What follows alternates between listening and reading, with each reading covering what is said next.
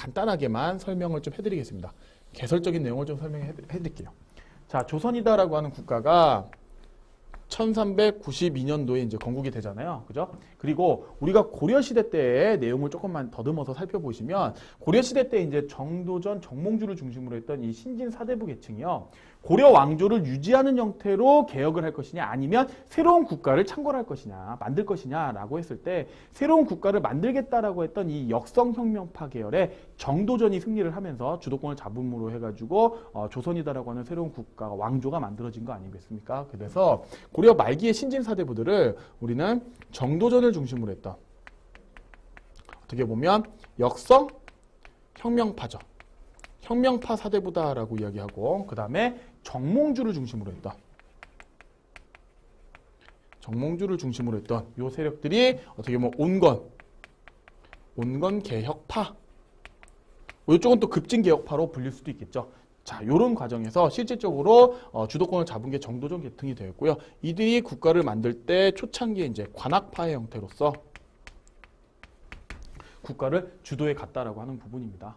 그래서 국가가 만들어지고 나서 관학파의 형태로 국가를 주도하게 되고 이 관학파가 주도했던 상황에 변화가 일어난 계기가 됐던 사건이 바로 1453년에 일어난 바로 계유정난이다라고 하는 사건이에요.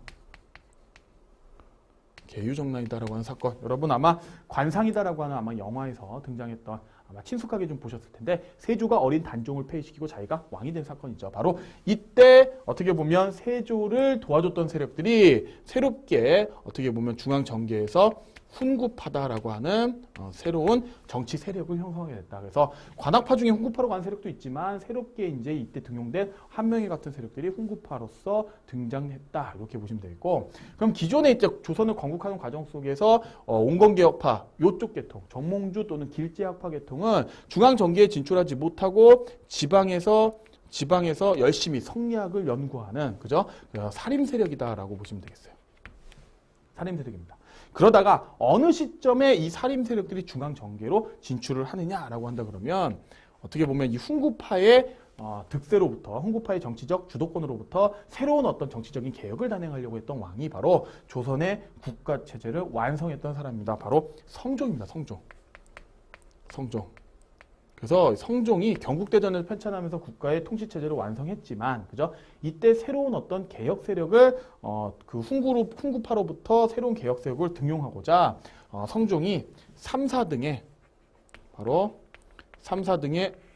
언관직이죠. 비록 지위는 낮지만 대간의 역할을 했던 조선시대 때 3사입니다. 요거 통치체제 과정에서 선생님이 구체적으로 좀 살펴볼 거예요. 이 3사 같은 그 요직의 청요직의 좀 요직입니다. 중요한 관직이다라고 하는 이야기죠. 이쪽에 사림 세력들을 대거 등용하면서부터 새롭게 중앙 정계에 떠올랐던 이 사림 세력과 기존의 훈구 세력 사이에 대립이 일어나게 되는 것이죠.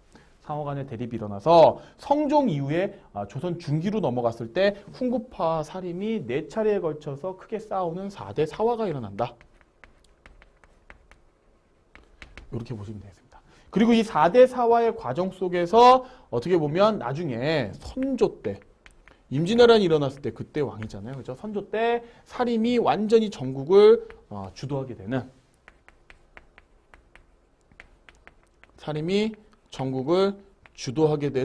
요 과정이 됩니다. 그래서 결국 4대 사화를 겪긴 했지만 사림이 전국의 주도권을 잡고 전국의 주도권을 잡을 수 있었던 건 바로 이 서원과 향약 때문이다라고 하는 건데 왜 그런지는 선생님이 요 부분 설명을 할 때 과정 진도를 나갈 때 선생님이 구체적으로 설명하겠습니다. 서원과 향약이다라고 하는 걸 통해서 사림이 끊임없이 중앙정계에 계속 올라감으로 해서 나중에는 결국 선조 때 사림이 전국을 주도하게 되는 상황이 되고요. 결국 이 선조 때 일어났던 1592년도에 임진왜란이다라고 하는 사건, 바로 요 사건 이전을 조선 전기, 요 이후를 조선 후기다라고 이야기하잖아요. 그래서 임진왜란 이후에 사림이 어떤 전국을 주도해 가면서 조선 후기 때에 붕당 정치, 그리고 탕평 정치, 그 다음에 마지막에 이제 세도 정치까지 가는 조선 후기의 어떤 정치적인 변화, 그죠? 이러한 형태로 나타났다라고 하는 거예요. 나중에 결국에는 세도 정치의 어떤 문제점을 개혁하고자 고종이 즉위를 하고 그의 아버지였던 흥선대원군이 그죠? 즉위하면서 어떤 이런 문제점들을 개혁하고자 하는 형태를 진행하고 그 흥선대원군 때 바로 조선시대 때 나타났던 어떤 이런 문제점을 개혁하려고 했다라고 하는 그런 부분에 점수를 줘서 이제 흥선대원군 시기를 보통 이제 근대의 어떤 역사를 서술하는 데 있어서 근대 부분으로 우리가 좀 보지 않습니까? 그래서 개항기 이후의 내용이니까 그 내용은 이제 다시 또 설명하도록 하겠습니다. 어쨌든 큰 흐름은 이런 식이다라고 하는 거. 그래서 조선시대의 어떤 큰 흐름 그리고 지배층의 변화 이런 내용들을 여러분들이 조금 한눈에 살펴보시고 이제 본격적으로 조선